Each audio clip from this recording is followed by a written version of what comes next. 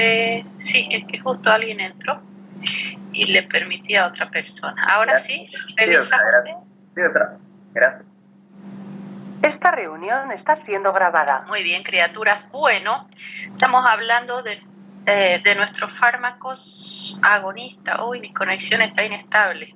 Espero que me hayan escuchado. Bueno, nosotros estamos hablando todavía de los adrenérgicos. Ya habíamos revisado las catecolaminas, las quiero bien estudiadas, a qué dosis vamos a usar cada una, con qué finalidad, qué efectos adversos. Agonistas alfa 1, ahí va el trabajo que les pasé ahí con su compañero.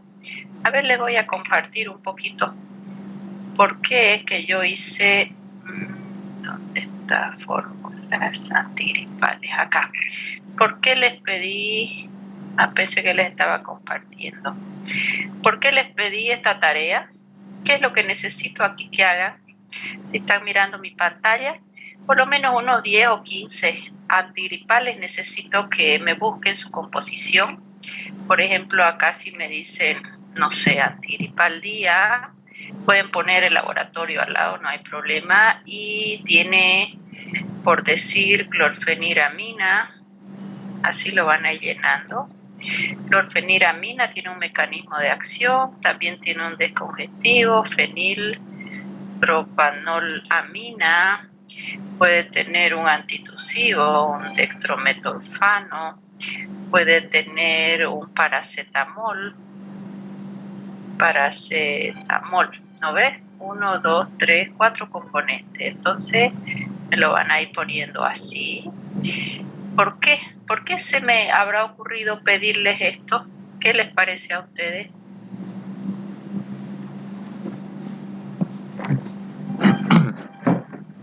¿Aló? ¿Me están siguiendo o no? Sí, doctora. Sí, doctora. Ya. Sí, doctora.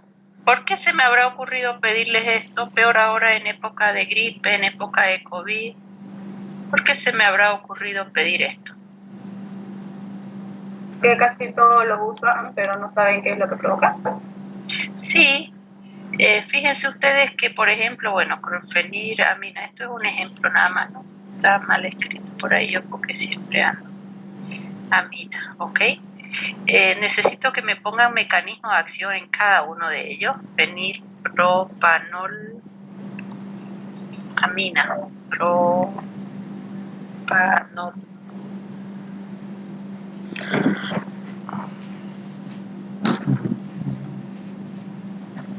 Ya, fenilpropanolamina.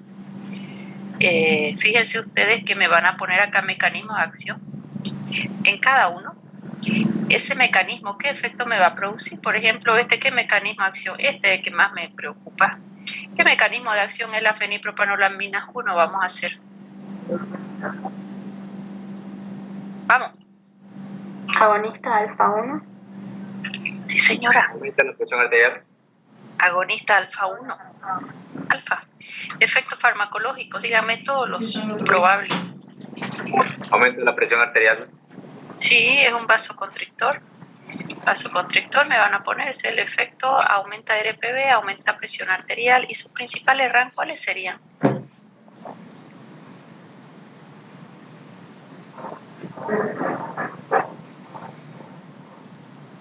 ¿Qué más? ¿Qué te preguntan? ¿Y en quién voy a hacer hincapié acá? Disminución de la micción en pacientes que toman como para hiperplasia prostática como un vasodilatador de la uretra prostática, los bloqueantes alfa, que es el fármaco más usado, el Tamsulón. Entonces, estas dos reacciones adversas para mí son fundamentales, ¿ya? Acá, de acuerdo a si son de antigua o de nueva generación, tendrán los suyo, y esto es igual para ver si realmente es lo que yo quiero, cortar la tos. Ya vamos a ver que la tos en muy pocos casos se corta, ¿verdad? Es un mecanismo reflejo que tiene el organismo para eliminar secreciones de todo el árbol bronquial. Esto me lo van a hacer bien trabajado con los más usuales. ¿ya? ¿Para qué? Para que ustedes sepan a quién le van a prescribir cuál. Si tu paciente es joven, no tiene ni problema de hipertensión, tiene congestión nasal, pueden usarlo, pero no necesariamente. Entonces, en la medida que ustedes vayan buscándome los antigripales, rápidamente vamos a echarle una miradita a la siguiente clase, al trabajo que haga, los más usuales, para saber este sí puede usar en hipertenso, este no puede usar en hipertenso, este está contraindicado por tal motivo en estos pacientes. ¿Queda clarísimo? Sí, doctora. Ya, eso ya se los he puesto a... Vamos a dejar de compartir y ya vuelvo a mi clase de hoy. Eso se los he puesto ya para que lo puedan subirme en la plataforma, ¿de acuerdo? Es importante, siempre ténganlo ahí en su computadora guardadito en un rincón, la composición. A veces uno rápidamente prescribe sin haber pensado, ¿ya? ¿En qué antigripal? ¿Para qué paciente? Preguntar si toma para la próstata, si es un hipertenso, qué otra medicación toma, para ver si no hay interacción. Bueno, entonces esos agonistas alfa ya los revisamos la anterior semana. Vimos de acción tópica o local, nasales oculares, los agonistas alfa 2 también. ¿Cuál es el más usado de los alfa 2? Salbutamol. Agonistas alfa 2, Boris. Alfa-metildopa. Alfa-metildopa. Ok. ¿Y qué efecto farmacológico? ¿Y para qué lo uso la alfa-metildopa? ¿Qué pasa si yo uso el receptor alfa 2 igualito que la adrenalina de forma agonista? Disminuye ¿Qué la efecto voy a liberación. producir? Perfecto. Provocando vasoconstricción. Bien, Boris, ¿y qué fármaco hace que la noradrenalina le inhibe su recaptación? ¿Te acuerdas? Ya lo mencionamos la otra vez. Bien, fármaco tóxico inhibe recaptación de noradrenalina. Cocaína. Anfetamina. Vamos a ver hoy anfetaminas, y las anfetaminas ya vamos a ver que inhiben recaptación y favorecen liberación también. ¿Ok? Bien. Entonces acá teníamos alfa-metildopa. ¿Quién recuerda para qué es su principal indicación de la alfa-metildopa? En hipertensión, en Embarazo. embarazo. En hipertensión es un antihipertensivo de acción central con algunos efectos adversos. En hipertensión que no responde a los antihipertensivos usuales. Y primera línea en la hipertensión del embarazo por su baja toxicidad fetal. Listo. Bueno, ahora vamos a ir con estos agonistas de receptores beta 2 y hacemos las de acción mixta y terminaríamos agonistas adrenérgicos en nuestra clase de hoy. Bien, ¿alguien tiene duda de las anteriores clases hasta acá? Bueno, ¿quién se lleva la flor aquí? Adivinen quién es el agonista beta 2 mayor a beta 1 que se lleva la flor. Salbutamol. Señor, eso lo sabemos, ya es resabido, es el fármaco que yo mucho utilizo para ejemplificar, porque hay que saber tanto fisiología para entender los fármacos. Salbutamol, agonista de receptores beta 2. ¿Quién tiene por excelencia receptores beta 2? Músculo liso. Bronquial. ¿Inhibe o estimula? Alfa estimula y beta Inhibe. ¿Y si inhibe, qué voy a conseguir? Broncodilatación. Vasodilatación. ¿Es un vaso el bronquio? No, A decir vaso. Ya. Eso les corrijo muchísimo. el vaso, Ya, sí. siempre me gusta corregirles para no equivocarse en examen bronco. Uno tiende a decir vasodilatación porque siempre hablamos del vaso, ¿no? Broncodilatación. ¿Y para qué tipo de broncoespasmo usarían?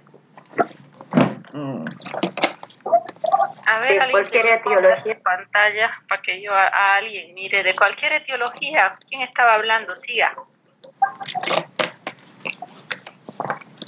Vamos. Broncoespasmo de etiología que quieran. Sea EPOC, sea asma, sea un broncoespasmo, sea un shock anafiláctico, el que ustedes quieran. Todos teóricamente responden sí. ¿Ok? Eso es músculo liso bronquial. ¿Qué otro órgano por excelencia tiene receptores beta 2 y que responde casi al final del parto? Músculo liso uterino. ¿Estimula o inhibe? Alfa estimula y beta. Inhibe, provoca relajación. Significa inhibir Ujú. ¿Y la relajación cómo le llamamos a nivel uterino?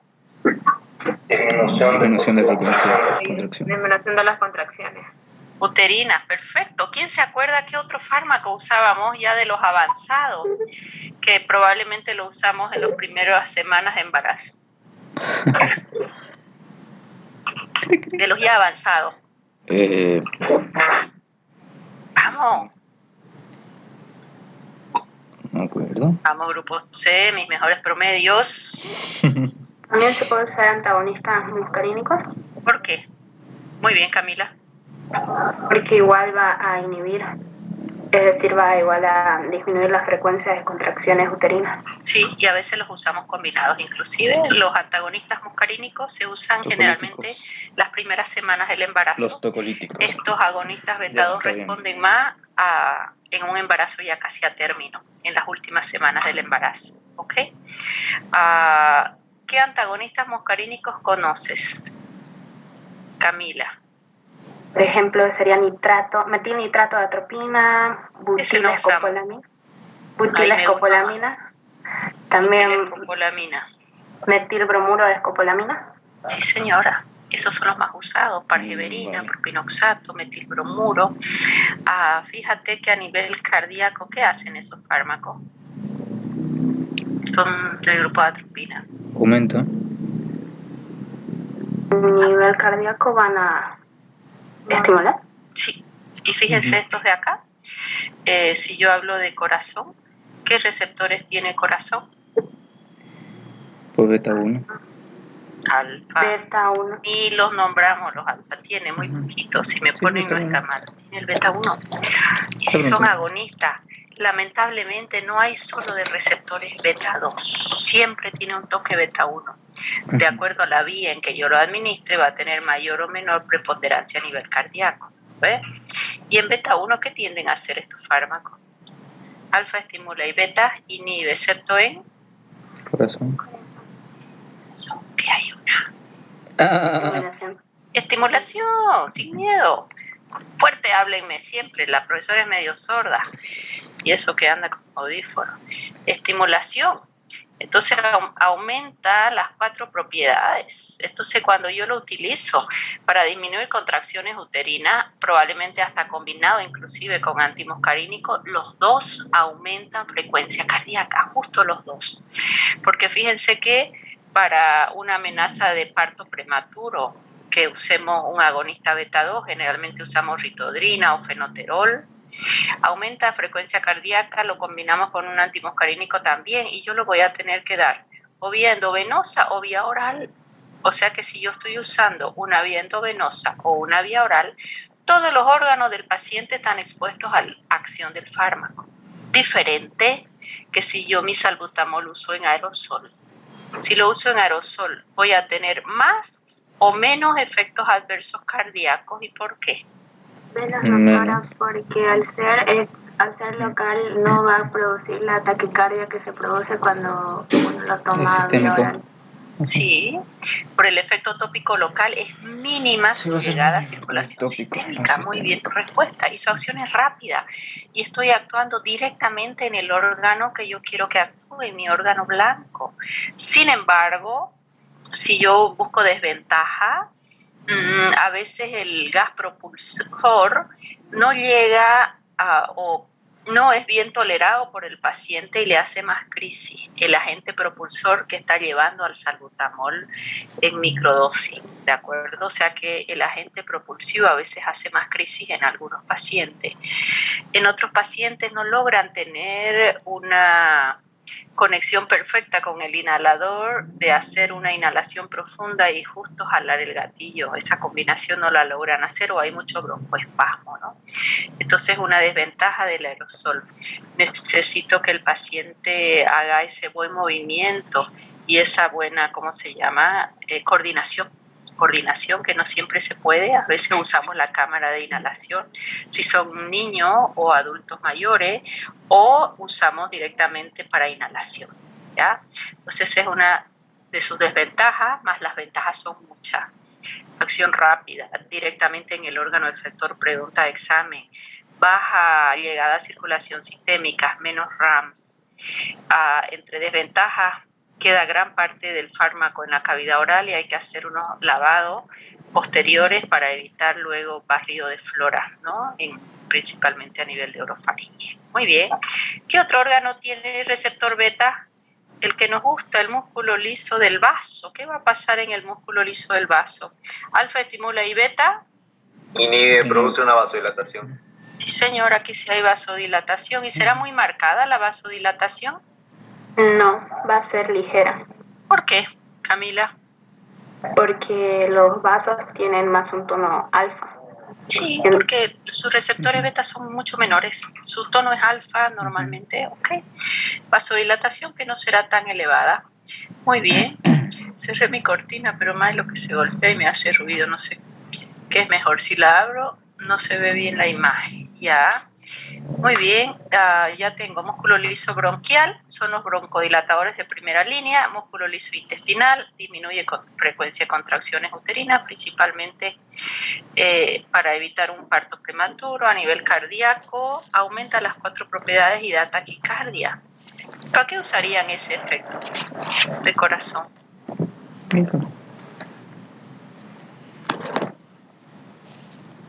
¿Para qué usaríamos?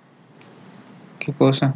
Si él aumenta 4 propiedades, ¿cuál sería una indicación? Vamos. ¿Aumento de la presión? No, la presión es los vasos, bradicardia. Recuerda que yo les decía, este paciente tiene una bradicardia extrema, probablemente asociado a Chagas, hicieron atropina, pero bueno, se tendrá que ir a su casa hasta que pongan un marcapaso y le vamos a dejar un fármaco que le aumente la frecuencia cardíaca porque está muy baja hasta la solución definitiva. Ahí podemos usar salbutamol. Otra alternativa es aminofilina, que también es broncodilatador y por otro mecanismo diferente también hace una taquicardia, ¿ya? Que es una xantina derivados del café, la xantina, de la cafeína. Músculo liso del vaso, vasodilatación. Y si es un vasodilatador, ¿lo usaríamos como antihipertensivo? ¿Qué les parece? ¿Será que lo considero antihipertensivo al salbutamol? No, doctora. ¿Por qué? Va a ser como un efecto adverso. Ya, pero si él baja la presión, ¿lo podemos usar como antihipertensivo? La respuesta es no, porque no es que va a bajar la presión arterial de forma significativa. Uno, va a ser un efecto adverso si yo lo uso en vía oral para otra indicación. Tengo otros antihipertensivos mucho más efectivos y probablemente con menos efectos adversos. Este va a ser taquicardizante, porque todos los agonistas beta 2 son taquicardizantes. Músculo liso a nivel, no, antes tengo el hígado. A nivel del hígado, aquí salimos un poquito fuera de alfa estimula y beta inhibe. Tiene receptores beta. Alfa estimula y beta inhibe es una lemotecnia, ya no es una regla general. En el hígado, alfa estimula, hemos dicho beta inhibe, pero aquí en realidad lo que en el hígado estimula la gluconeogénesis. Glucogenólisis, perdón. ¿Qué es glucogenólisis? ¿Qué me ayuda? Destrucción del glucógeno. ¿Qué será glucogenólisis? Vamos. Sería rompimiento del glucógeno y por ende aumento de glucosa en sangre. Ya, el glucógeno en realidad es la forma de almacenar glucosa. Está metida con unos enlaces que no se puede liberar a la sangre. El glucógeno se guarda en el hígado como la glucosa se guarda en el hígado como glucógeno. El hígado la guarda y no se puede salir de ahí hasta no hacer una glucogenólisis. El músculo también lo guarda la glucosa como fuente de energía almacenada en glucógeno, más no la puede largar a circulación sistémica, es solo para su uso propio, es un mecanismo que tenemos de protección muscular. En cambio el hígado no, el hígado es el que tiene mayor capacidad para almacenar la glucosa como glucógeno, más no puede salir hasta que no haya una glucogenólisis. Glucógeno, forma de almacenar, lisis, destrucción. Se destruye esa forma de almacenar la glucosa y hace una hiperglicemia. ¿Ok? o sea que aumenta la glucosa. ¿En qué paciente yo voy a tener precaución si voy a usar un agonista beta 2 con acción sistémica, principalmente en el embarazo, fíjense ustedes? ¿En qué paciente voy a tener precaución? Diabéticos, ¿no? ¿Paciente diabético? Sí, tenemos que controlar glicemia. Sí, señora, o a veces la diabetes estacional, y si la embarazada no es así, hiperglicemia, que tiene derecho a hacerla, a veces es estacional y nunca fue diabética, el fármaco de elección es la insulina siempre. Ahí no damos ningún antidiabético. Controlar glicemia, si estamos usando una ritodrina o un fenoterol para disminuir contracciones uterinas, controlar glicemia. Si la glicemia se subiese, solamente se puede usar insulina en el embarazo. Los hipoglicemiantes de vía oral han demostrado toxicidad para el feto. ¿Qué hace mi páncreas cuando la insulina sube o la glucosa sube en sangre? ¿Cómo reacciona el páncreas? También es un efecto beta.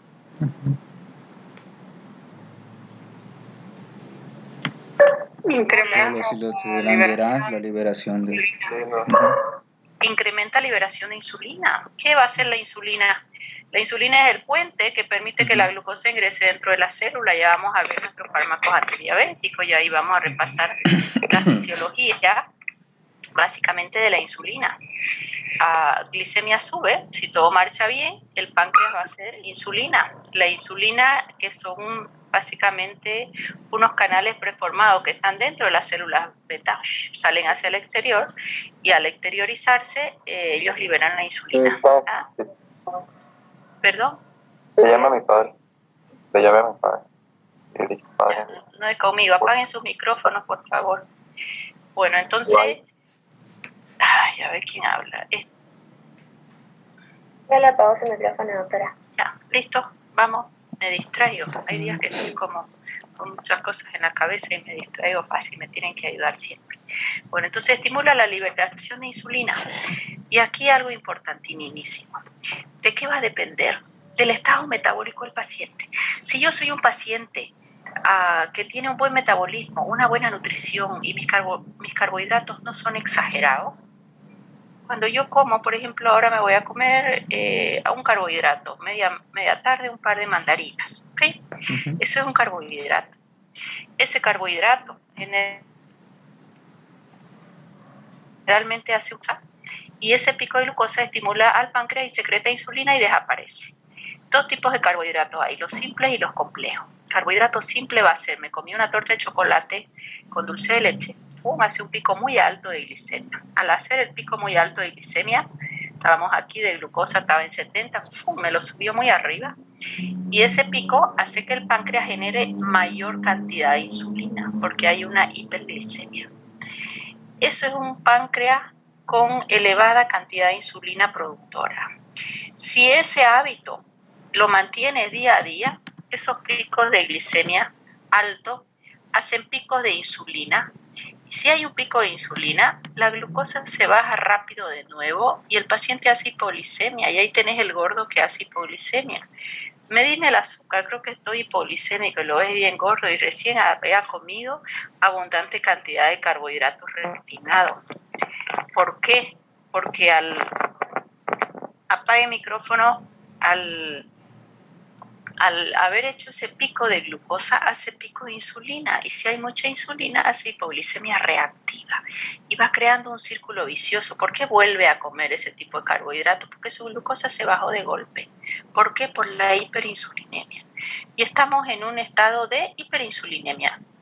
Si yo a ese paciente lo mantengo, ese es su estilo de vida. Comer muchos carbohidratos refinados, masitas, torta, carbohidratos que en sangre me hacen un disparo de glicemia.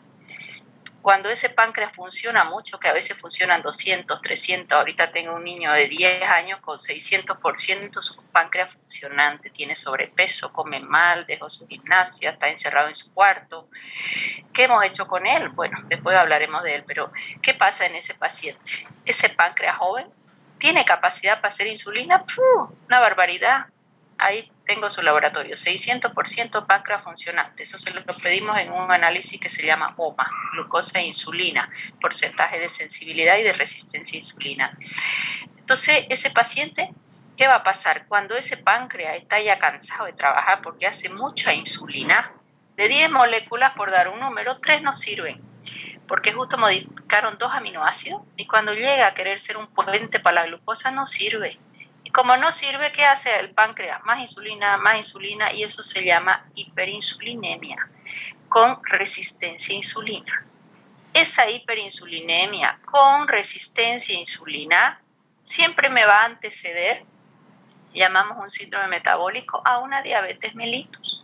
Paciente que, joven, gordo, y te dice, te apuesto que mi glicemia está normal, aunque yo sea gordito, yo estoy lejos de una diabetes, siempre está 70, 73 y es bien gordito. Son hipoglicemia reactiva. ¿Hace hipoglicemia? Sí. ¿Cuándo va a empezar a hacer hiperglicemia? Cuando con los años ese páncreas que trabajaba tanto se agotó de funcionar, entonces ya empieza primero a hacer resistencia a insulina y después empieza a trabajar menos, y ahí la glucosa empieza a subirse. De 100 a 126 le llamamos prediabetes o intolerancia a los carbohidratos, de 126 para arriba en ayunas ya estamos pensando en una diabetes, ¿de acuerdo? Entonces, cuando yo digo estimula insulina, eso mucho va a depender en qué momento está tu paciente, si tiene un páncreas que bien funciona o un páncreas hiperfuncionante o un páncreas con resistencia a insulina o con una intolerancia ya a los carbohidratos, tu paciente entrando hacia una diabetes, ¿ya? Esta respuesta es la normal, hablamos de un consumo de glucosa o de carbohidrato normal, un páncreas normal. Toda vez que se estimula la hiperglicemia, va a haber una liberación de insulina. Siempre tu organismo va a tratar de no hacerte diabético y va a intentar postergar todo ese tiempo para que tu paciente no se haga diabético. O sea que para entrar en una diabetes de tipo alimentaria, no la diabetes tipo 1, que es generalmente de la edad muy juvenil, normalmente esa ya viene precedida por muy malos hábitos, ¿ya? Bueno, ¿qué más me falta acá? Creo que ya tenemos casi todos los efectos beta. A nivel de músculo estriado, un efecto agonista beta genera mayor contracción y cierto temblor en reposo, que sería ya un efecto adverso. Bueno, acá tenemos nuestro salbutamol, es nuestra droga tipo. Salbutamol, presentación, ¿en qué forma farmacéutica viene salbutamol? Puede venir en aerosol, comprimido de 4 comprimido y jarabe para niños 4 también, ¿no? miligramos, jarabe a 2 miligramos y aerosol. Sí, aerosol, cada pack tiene 100 microgramos. Lo usamos a necesidad, a veces usamos 2 microgramos, puede ser cada 4 horas, cada 6, 8, a necesidad. No cura nada de salud. Sí. El que más usamos para nebulizar es el fenoterol, lo tenemos en gotitas líquidas, ¿ya? El salbutamol normalmente en aerosol, podemos meterlo en una cámara de inhalación perfectamente. Comprimidos vienen de 4 miligramos. ¿Qué hacemos? Podemos hacer hasta cada 6 horas. 4 miligramos más va a ser taquicardizante y para los niños 2 miligramos por 5 ml. Esas son las concentraciones estándar de su presentación.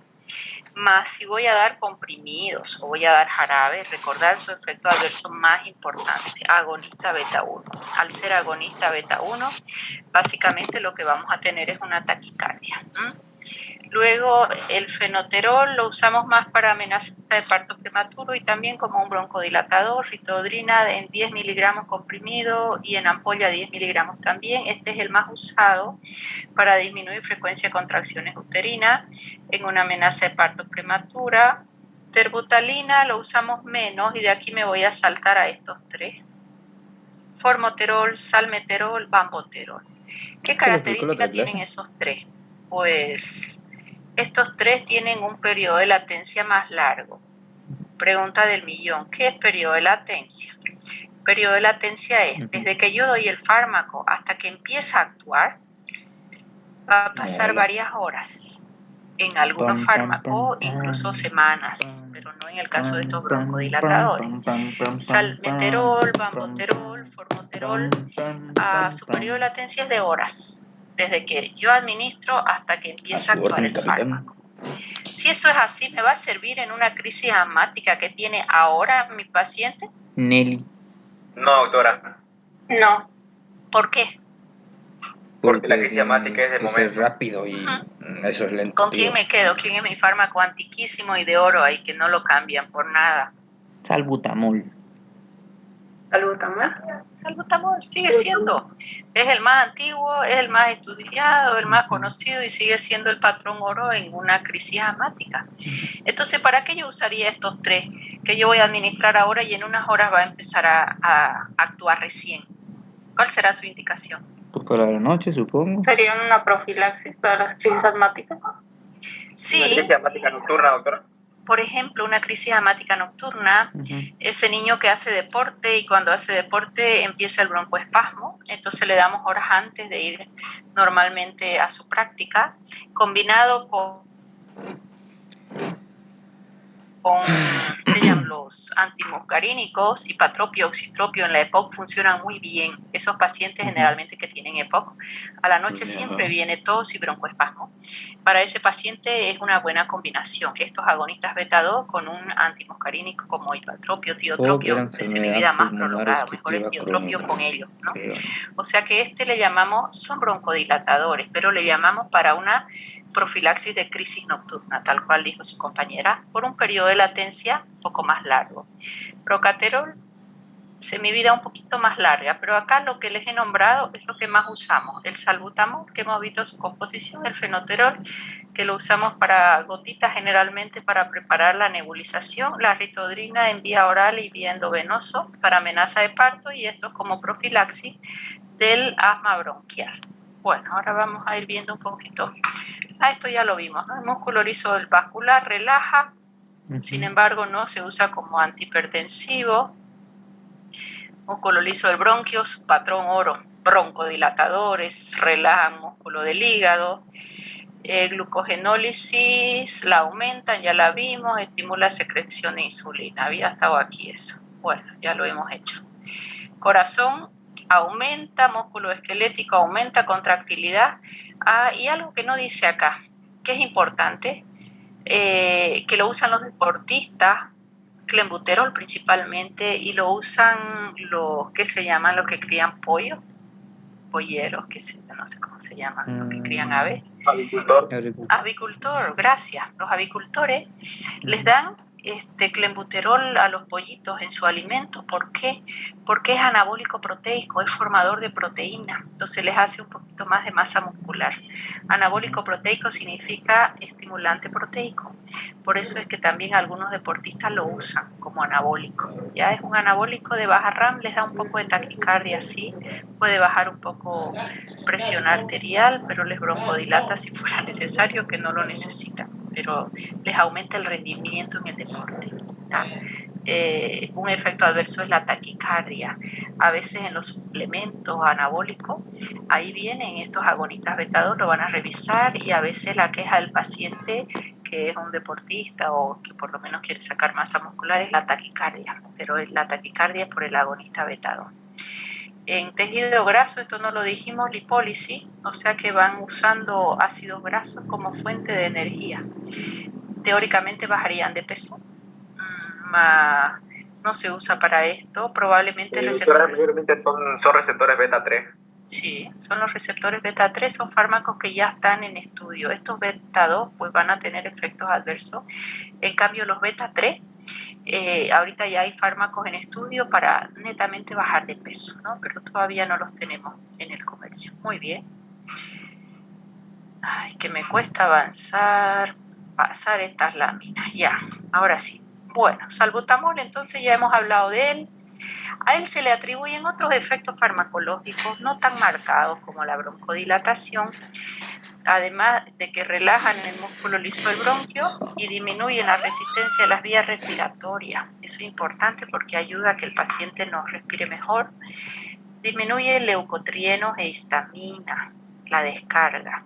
Si ustedes recuerdan, pacientes alérgicos, pacientes asmáticos, tenían estas células llamadas mastocitos. En su interior tenían mucha leucotrieno de la línea 4, histamina, bradicinina, factor de agregación plaquetario, y estos mastocitos Aquí en su superficie los pacientes alérgicos tenían una alta densidad de la inmunoglobulina E.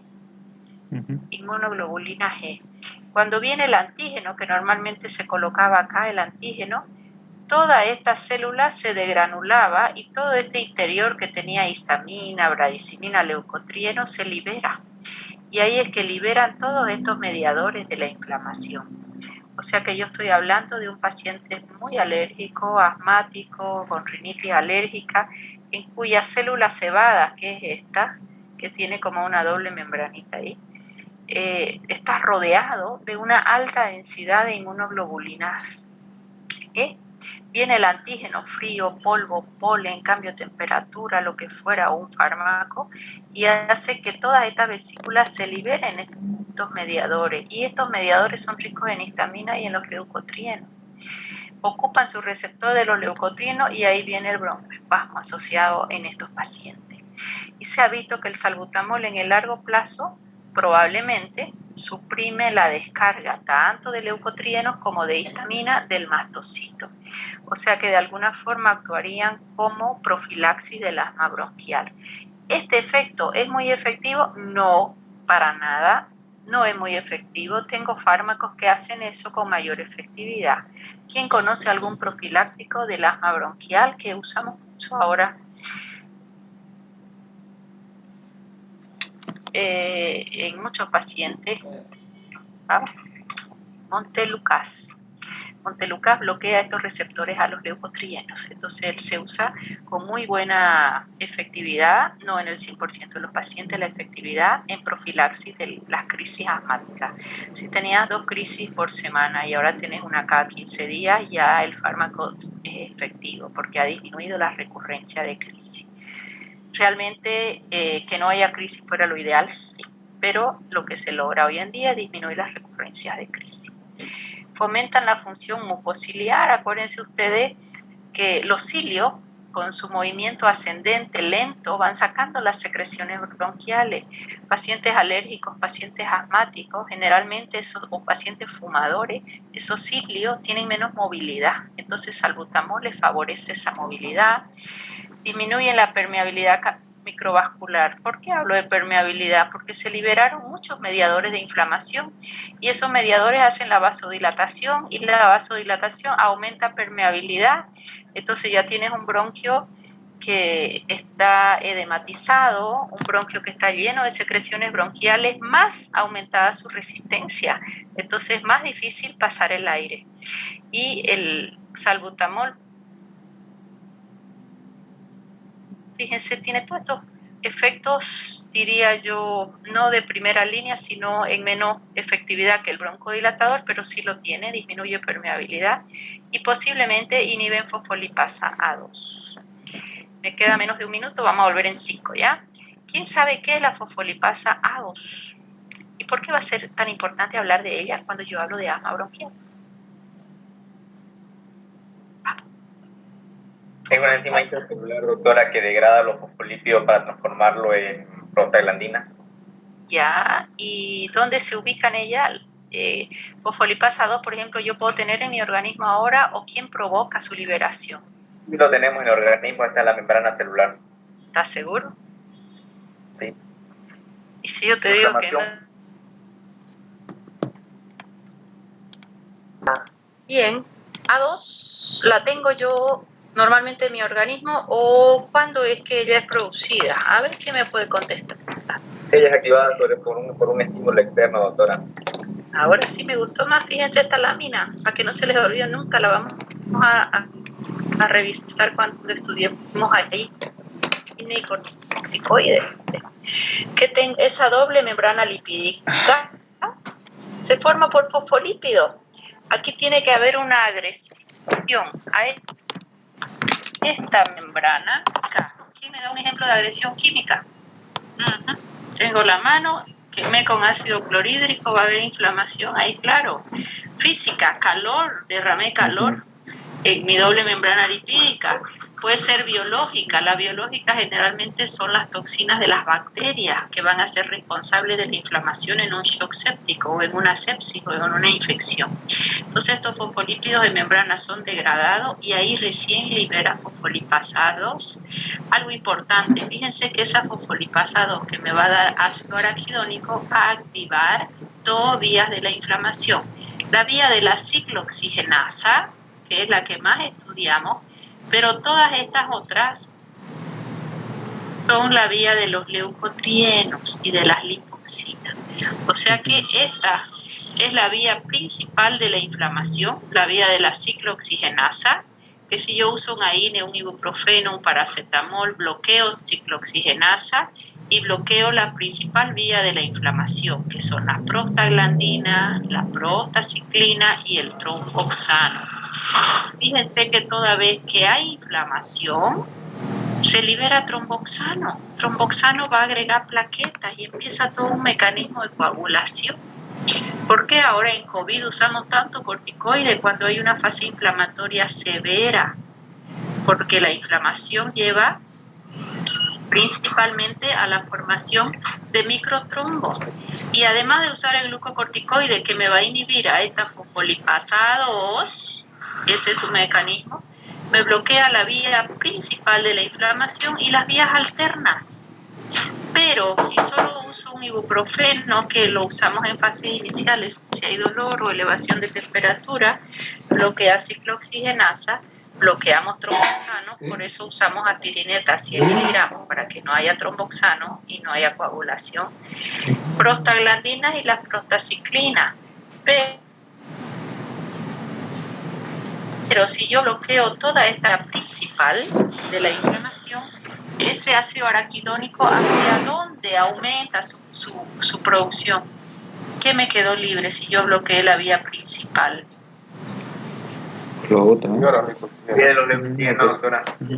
Lipoxigenasa, y ahí tenemos leucotrienos de la línea 4. Y adivinen quiénes son los implicados en procesos asmáticos y alérgicos, leucotrienos de la línea 4. A ese paciente asmático le da un ibuprofeno, le da un diclofenaco, bloqueas esta vía y alimentas la vía alterna. ¿Por qué se dice a los asmáticos no le dé aspirina? No son alérgicos a la aspirina, no es por alergia, es porque al bloquear la vía principal te queda la vía alterna y alimenta formación de leucotrieno. Y nosotros, ¿qué habíamos dicho recién cuando estábamos hablando del salbutamol y sus otros efectos además de broncodilatador? Habíamos dicho que probablemente inhibe a la fosfolipasa 2 para disminuir esa inflamación y también la descarga de leucotrienos. Por eso que los profilaxis en asma, estamos hablando de un Montelukast, son bloqueadores selectivos de los receptores cis de los leucotrienos. ¿Okay? O sea que esto vienen a ser efecto también del salbutamol, pero en muy baja escala. ¿Quién se lleva la flor? La broncodilatación. Para cualquier tipo de broncoespasmo, sí. A diferencia de los antimuscarínicos, que eso lo usábamos de preferencia en la época. ¿Quedó clara la explicación hasta ahí? ¿Preguntas? Bueno, seguimos. Por vía inhalatoria, la broncodilatación, en 15 minutos ya estamos con una buena con el aerosol a veces estamos en 3 a 5 minutos ya con un buen efecto. En vía oral demora un poquito más tiempo en broncodilatar, pero también va a durar muchas más horas. Ya acá la acción es rápida, todo fármaco que actúa rápido se va rápido.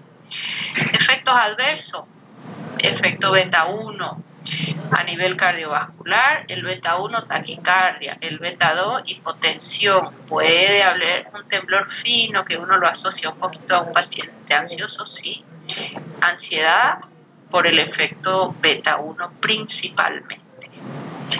¿Dudas hasta ahí? Bueno, esto les quedó clarísimo, no se les olvide nunca, esa fosfolipasa 2 es la enzima que dispara las vías de inflamación principal y alterna. Vía principal por ciclooxigenasa, la vía alterna lipoxina.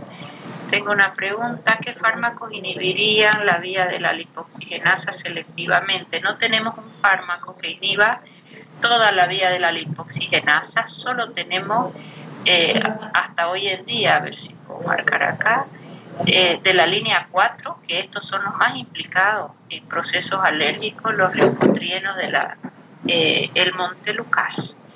Algunos fármacos como antihistamínicos, solo uno en realidad, como el ketotifeno, ese fue uno de los más antiguos profilácticos del asma, probablemente disminuye la degranulación del mastocito, más su periodo de latencia es muy largo, de 4 a 8 semanas para recién actuar, y no va a ser efectivo en el 100% de los pacientes. Después, montelukast es lo que más usamos, pero es solo la línea 4 de los leucotrienos, no te tocan las otras lipoxigenasas, y el único que inhibe las dos vías es el glucocorticoide. Pero la pregunta es, si es la inflamación, no tenemos ninguno, solo tenemos de la vía principal, que son los AINES, ellos bloquean toda esa vía, y de la otra vía no tenemos un fármaco que bloquee selectivamente. Incluso ni siquiera su producción la bloqueamos, lo que nosotros bloqueamos es, una vez se libera el leucotrieno, le usamos su receptor para no dejarle actuar. ¿Quedó mejor, Gerson? Está calladito, Gerson, está todo por escrito hoy. Muy bien, ya. Vamos a seguir avanzando porque la profe habla mucho y después no avanzamos. Vamos. Fenoterol. El fenoterol es un poquito más potente en el sentido, la palabra potencia a mí no me gusta en farmacología porque la efectividad es la misma, pero el término potencia se refiere a que con menos dosis voy a lograr el mismo efecto terapéutico. Ese es el término potencia, ¿no? Alguna vez dimos el ejemplo de los diuréticos. La diuresis va a ser la misma, más un fármaco con más concentración y otro con menos. Fenoterol este es más taquicardizante, lo tenemos en solución para inhalación al 0,5%, los comprimidos, y estas son las inhaletas. Viene la cápsula con el contenido sólido en su interior, se coloca en el dispositivo y hace una absorción el paciente, una inhalación, ¿no? Fenoterol en nuestro medio muy utilizado para inhibir contracciones uterinas, pero siempre en las últimas semanas. Normalmente lo que se hace con la paciente embarazada es bloquear las contracciones, disminuirlas hasta producir una maduración pulmonar. El surfactante pulmonar del feto es muy estimulado por el uso de glucocorticoide. Betametasona es el fármaco de elección. Generalmente hacemos 12 miligramos, que lo podemos hacer los 12 miligramos juntos o 4 miligramos por día por 3 días. Eso favorece la formación del surfactante pulmonar y probablemente prematuritos eso mejore la condición respiratoria y tengan menos probabilidad de necesitar oxígeno o ir a una intubación. Efectos adversos ya los hemos comentado. ¿Por qué acá dice hiperglicemia e hipoglicemia? Transitoria, no es de largo tiro.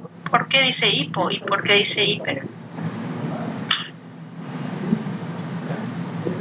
Porque a nivel hepático produce glucogenólisis y que produciría una reacción en el páncreas aumentando la liberación de insulina. ¿Pero por qué hiper en algunos y hipo en el otro? ¿Tu respuesta está bien? No, depende del estado de tu páncreas. Depende de tu metabolismo, si está acostumbrado a hacer mucha glucosa o como hay mucha insulina o poca, o si la insulina es resistente, ¿no? En un páncreas que no es hiperfuncionante, el consumo de carbohidratos son carbohidratos complejos y no los refinados. ¿Qué diferencia hay entre carbohidratos complejos y refinados? Eso es importante. El carbohidrato refinado es la torta de chocolate con malos azúcares que hacen un pico de glucosa alto. En cambio, un carbohidrato complejo, papa, arroz, camote, yuca, solo, sin combinar, plátano, él va alargando a la sangre una cantidad de glucosa que no hace un pico, sino más sostenida. Entonces, al no hacer el pico, el páncreas no hace el pico de insulina tampoco. O sea que de eso va a depender. Si mi páncreas está acostumbrado a hacer mucha insulina, porque mi comida no es de buenos carbohidratos, sino de carbohidratos simples o refinados, en ese paciente me va a hacer mi pico de hiperglicemia y de acuerdo a su estadio va a haber o no hipoglicemia.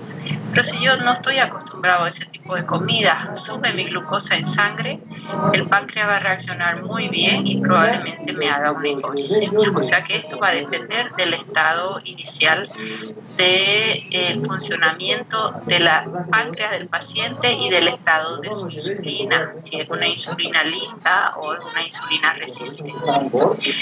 Bien, en el recién nacido, porque esto estamos administrando al recién nacido, sí que va a hacer un poco de taquicardia, puede hacer un poco de acidosis, más que todo en uso sostenido y cuando se ha hecho endovenoso varios días a la madre, y la hipocalcemia es muy característica, ¿no?, en el recién nacido.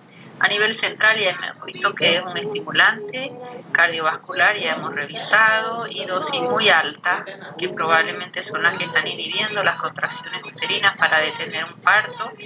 Esta disminución del peristaltismo puede provocar en el recién nacido hipomotilidad intestinal y hacer un hilio paralítico, está dentro de lo posible, y puede aumentar las transaminasas séricas, o sea que son efectos adversos a los que yo sé que me debo enfrentar frente a un uso de fenoterol en dosis alta. Además de fenoterol, en el embarazo usamos la ritodrina, que ahorita la vamos a revisar un poquito. Bien, luego formoterol y salmeterol, yo les dije que tenían qué característica importante.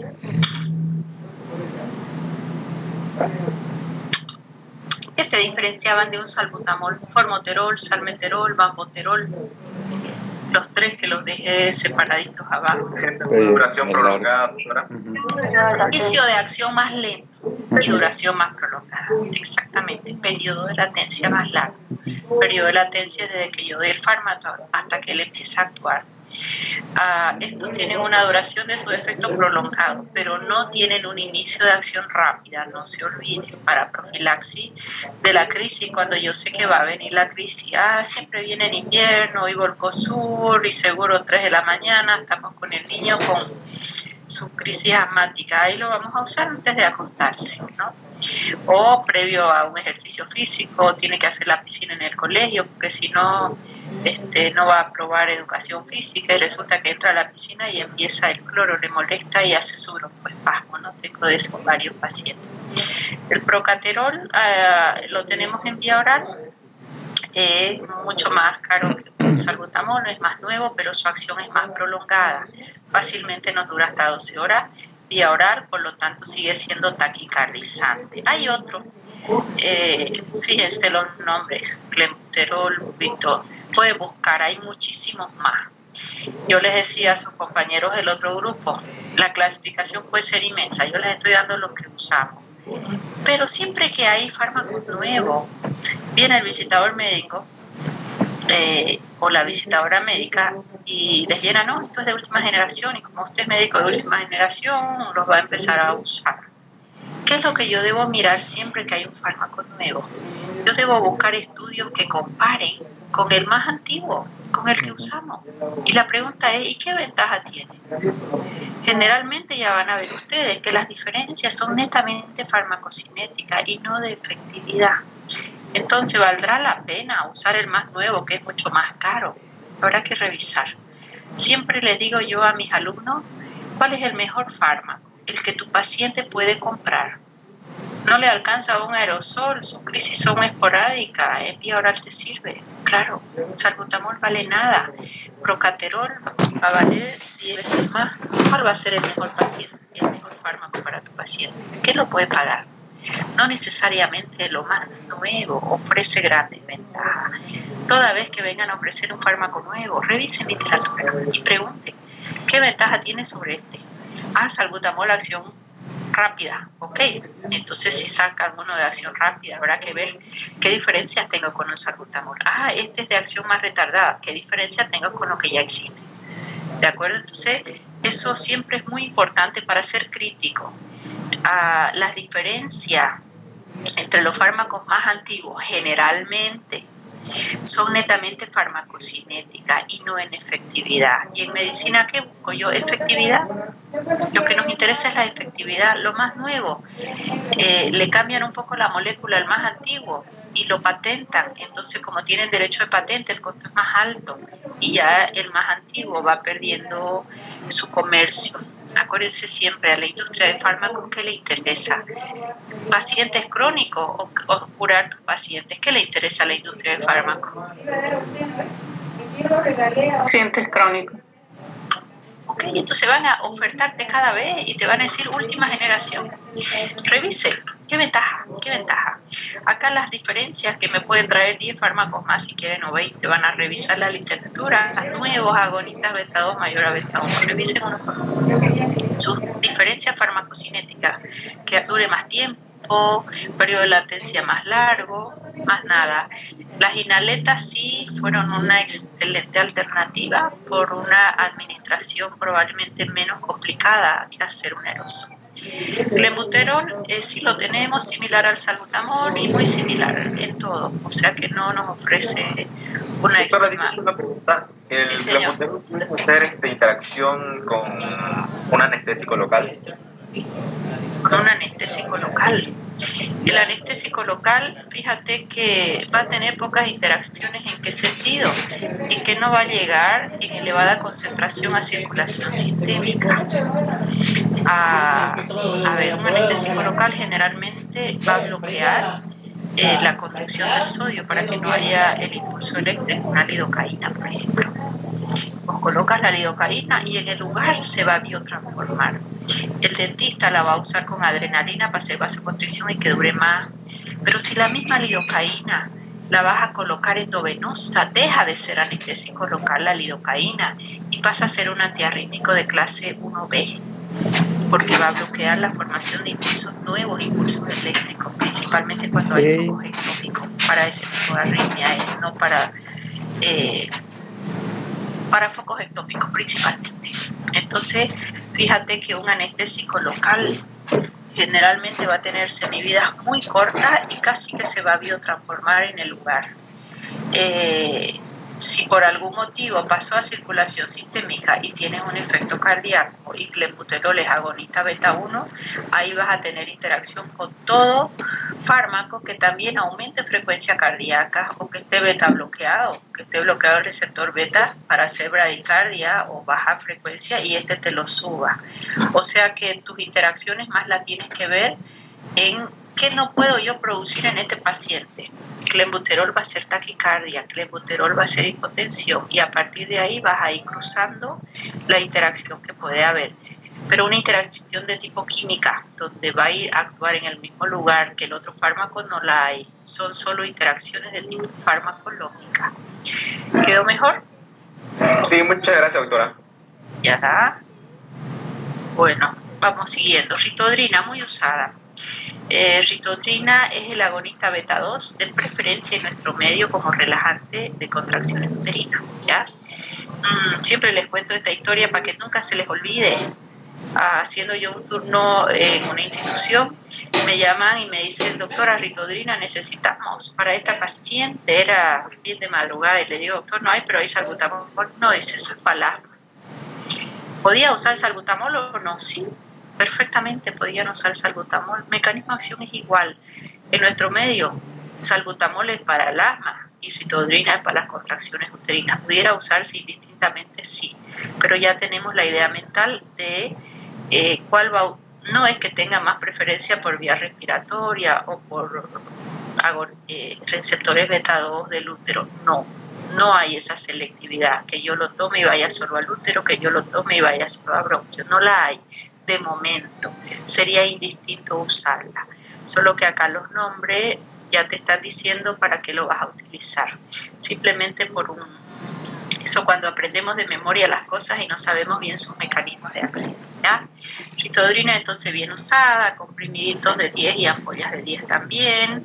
Efecto adverso ya toditos los hemos mencionado y hemos explicado por qué. Aquí se escapó uno.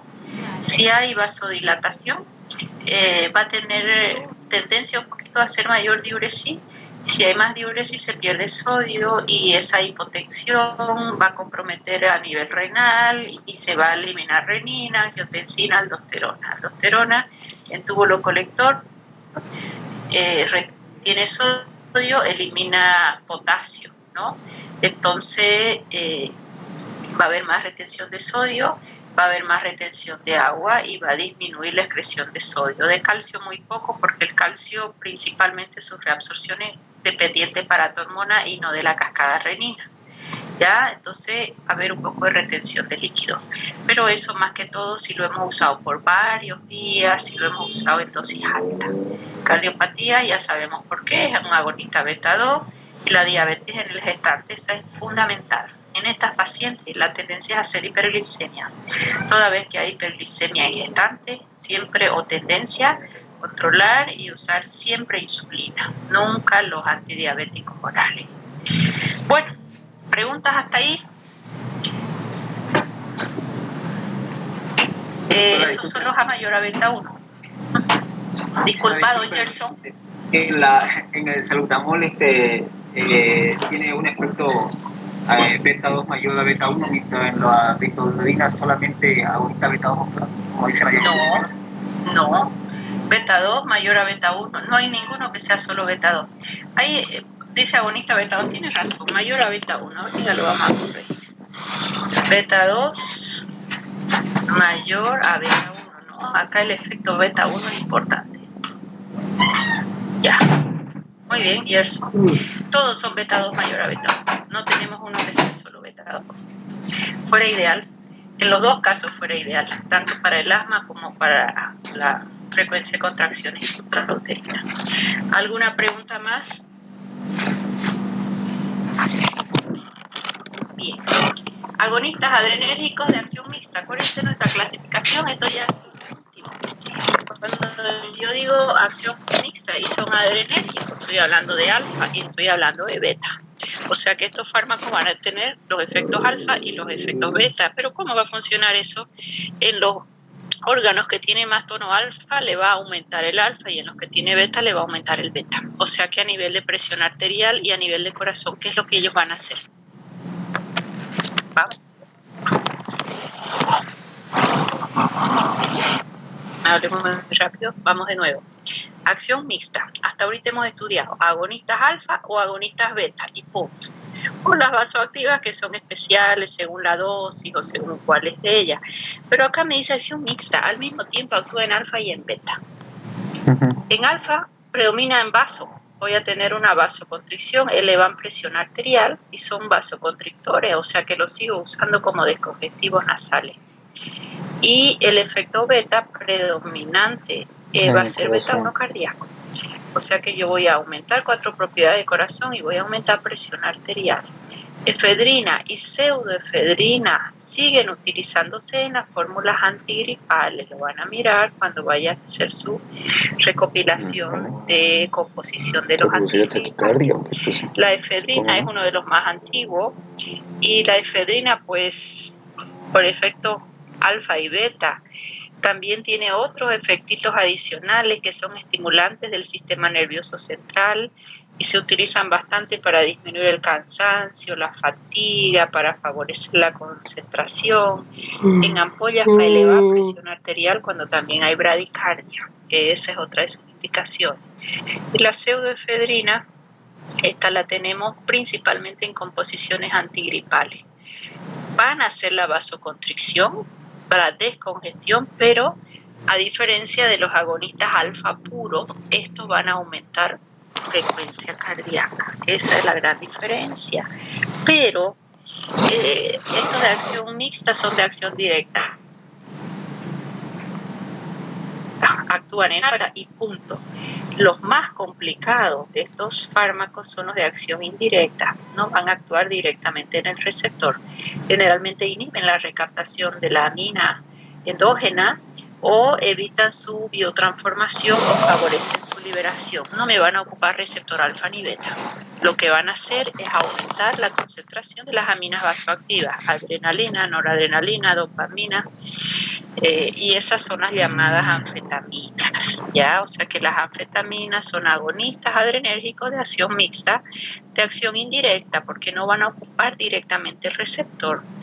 Ellas, su mecanismo es aumentar, que haya mayor neurotransmisor en el lugar, pero no actúan sobre su receptor. Muy mal utilizadas muchas veces de autoadministración, porque hay endocrinos que sí las utilizan muy bien, como anorexígena, porque un paciente muy obeso, para estimular un poquito su baja de peso, le hacemos un bloqueo del centro del hambre, ¿no? Y eso es lo que hacen estos fármacos, lamentablemente, por eso es que son tan mal usados hoy en día. Estos fármacos pasan a ser fármacos anorexígenos muy efectivos. Es la pastilla mágica, yo me la tomo y me va a bloquear el centro del apetito de una forma. Puedo tener enfrente el plato que más me guste, con mi torta de chocolate favorita, con mi comida favorita, no haber comido muchas horas y no lo voy a comer porque no tengo apetito. Entonces son pastillas mágicas. ¿A qué precio? Si yo estoy aumentando noradrenalina, el sistema nervioso central y dopamina, ¿qué se les ocurre? Díganme todos los efectos adversos que yo puedo encontrar o desarrollar si voy a usar estas anfetaminas como anorexígenas. A ver. Aumento de la frecuencia cardíaca. Aumento de la frecuencia cardíaca hasta hacer taquicardia, porque cada vez me va a durar menos el efecto y yo tiendo a volver a administrar. Y me miro al espejo y me veo encima gordita, entonces quiero que no perder esa costumbre de no comer. Eso Ya, taquicardia, ¿qué más? Taquiarritmia, presión arterial elevada. ¿Y qué pasa con mi atención? ¿Qué pasa con el sueño? ¿Qué pasa en el sistema nervioso? Va a tener insomnio. Va a tener insomnio. ¿Y su energía? Si tengo buena adrenalina, cocaína hace eso también. Hiperactivo. Va a estar hiperactivo, doctor. Sí, hiperactivo. Mi dopamina se eleva. Mi creatividad hermosa. Estoy conectada con el mundo, te dice el paciente. ¿Y qué va a pasar si sostienes ese ritmo varios días que no has dormido mínimo? No, dice, ni duermo y tengo una energía fantástica y estoy muy bien. Empieza el temblor, empieza la taquicardia y ya empieza a tener problemas el sistema nervioso. ¿Convulsiones? Puede haber con una sobredosis, con una estimulación violenta. Generalmente cuando el organismo ha estado expuesto a una estimulación permanente, llega un momento en que solito viene una depresión. Puede haber convulsiones, coma y muerte, claro. Y lamentablemente son de autoadministración. Si ustedes buscan proveedores, fácilmente los encuentran y te dicen en la plaza, en tal esquina, en tal lugar, y te venden las pastillas mágicas para bajar de peso. Lo que no te contaron del otro lado es a qué precio vamos a bajar de peso, con qué efectos adversos. Y después estos pacientes generalmente quedan adictos y con trastornos psiquiátricos importantes, ¿ya? Las vamos a mencionar un poco más, no voy a hacer gran hincapié porque no creo que ustedes vayan a medicarla. Sí, repito, los endocrinólogos, para intentar estimular al paciente con mucho sobrepeso hasta comer mejor y hasta empezar a introducirlo en el ejercicio físico, lo usan con bastante éxito. Fenfluramina, Fenpreporec, todo esto lo consiguen acá sin ningún problema. No sé ni de cuánto viene, por ahí tengo alguna, yo no los utilizo. Siempre digo yo, para bajar de peso, ¿qué necesita? Costúrate la mitad de la boca. Si te comías 2 platos de segundo, empecemos a comer uno solo. Y ejercicio físico, empecemos por una caminata, 60 minutos ideal. No necesitas salir corriendo, no necesitas ir al gimnasio, necesitas salir a caminar 60 minutos. Cerramos la mitad de la boca, mejoramos nuestros carbohidratos, que no sean refinados y que sean complejos, y empezamos a caminar y vamos día a día intentando mejorar ese metabolismo de forma generalizada, ¿ya? Esto lo voy a bajar acá. Bueno, ¿qué tengo acá? La efedrina, muy usada en las fórmulas principalmente antigripales, agonista alfa y también beta, intensifica descarga de noradrenalina. Un problema. Esto es un problema porque va a ser bastante estimulante, aumenta gasto cardíaco, aumenta presión arterial, aumenta resistencia al vaciado de la vejiga. Eso va a ser un problema en pacientes prostáticos. Principalmente se va a agudizar una disminución de la expulsión de orina. Son broncodilatadores, eso no va a ser un problema. Sí van a ser midriasis estos fármacos y son estimulantes del sistema nervioso central, fácilmente absorbidos. Su duración de acción de la efedrina no es muy alto. ¿Y para qué se usan? Congestión nasal. Pacientes que viven con rinitis alérgica, que viven usando sus descongestivos. ¿A qué precio? Al precio de tener todos estos efectos adversos. Siempre digo yo, lo importante es ir a la causa. Más que dar un descongestivo que lo puedes usar perfectamente por unos pocos días por un cuadro gripal. Su uso crónico es un problema, su uso en hipertenso es un problema, su uso en arritmia, en el caso de la efedrina, es un problema. Ahí voy a preferir un agonista alfa puro, que no sea alfa y beta, ¿no? Esa es la gran diferencia. Efectos adversos ya los hemos revisado.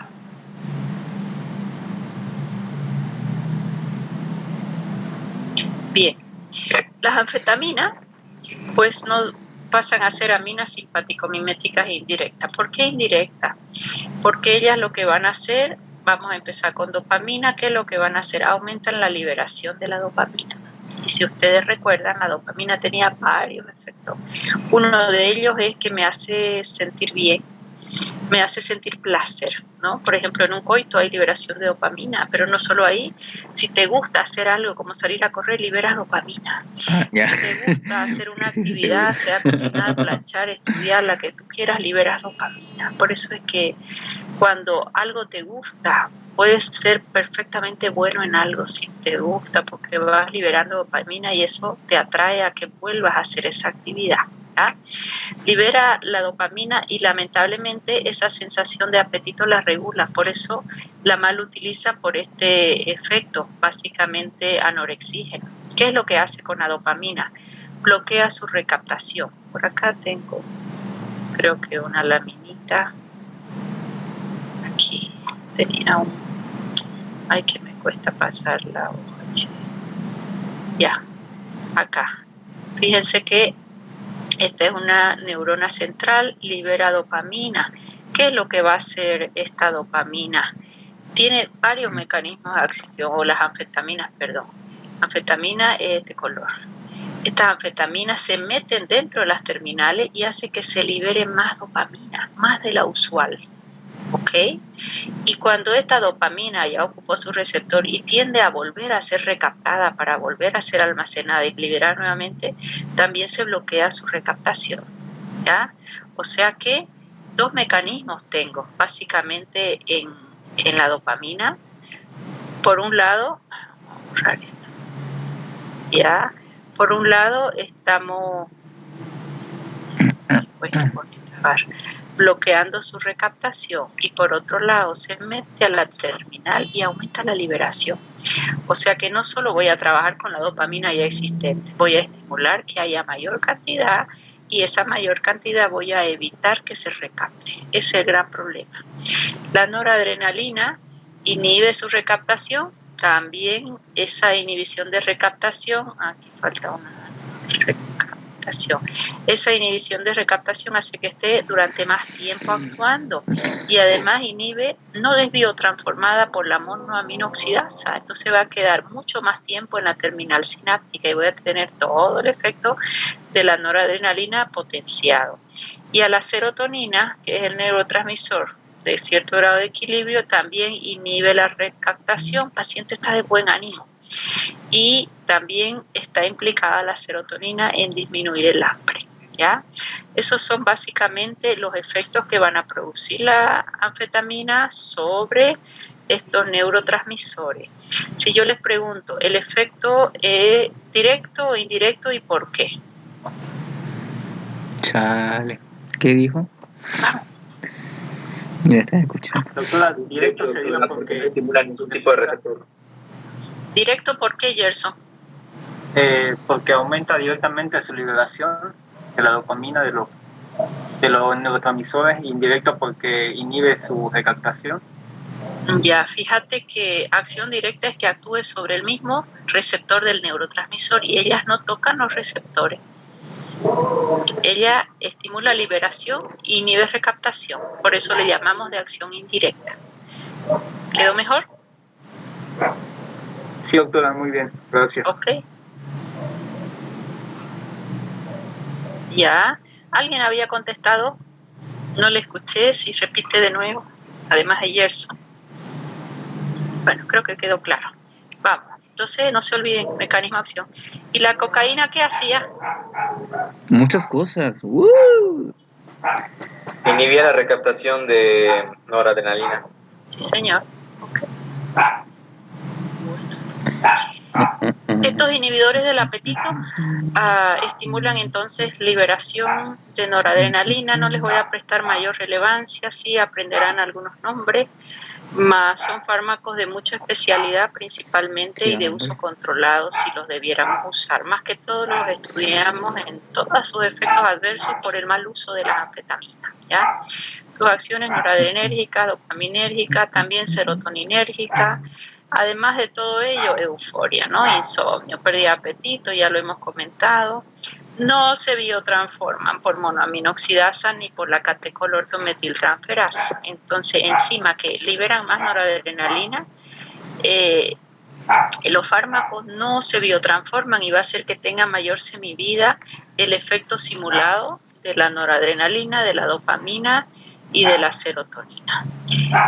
¿Cuáles me interesan de acá que hoy en día se usan muchísimo y lo vamos a mencionar ahora?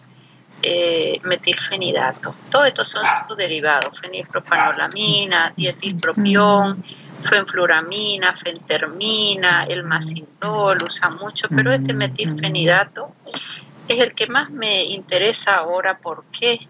Porque lo están usando por el efecto de la dopamina principalmente en niños con déficit de atención con hiperactividad. Yo atiendo bastante este grupo de pacientes. No me gusta usar metilfenidato porque les bloquea totalmente su personalidad, les deja como, no sé, raro. Se enfocan más y se concentran más, pero es un estudio que no va a ser de largo plazo. Los dejan más quietos en el aula, más es como que ellos pierden su comportamiento, ¿ya? Yo he tenido la oportunidad de atenderlos bajo el efecto del metilfenidato y sin. A los psiquiatras les encanta, a los padres les encanta porque el niño está como más quieto de forma automática. Lo que ellos hacen es bloquear la recaptura de catecolamina y evitan su degradación principalmente de la dopamina, ¿ya? Ese efecto farmacológico entonces aumenta la dopamina sináptica. Al aumentar esa dopamina disminuye bastante ese déficit de atención.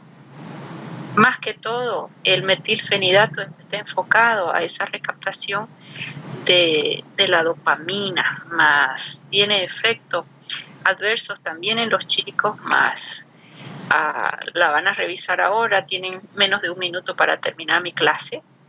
Y van a echarle una miradita a este fármaco, muy utilizado actualmente. La profesora que tiene algún niño hiperactivo en la clase se da cuenta cuando no tomó la medicación.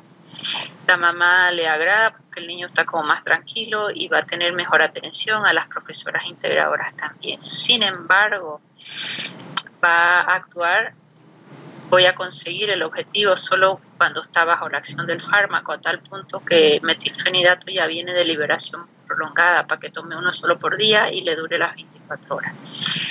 ¿Ya? Y este otro también lo van a revisar, la fentermina, es el que más se usa para bajar de peso.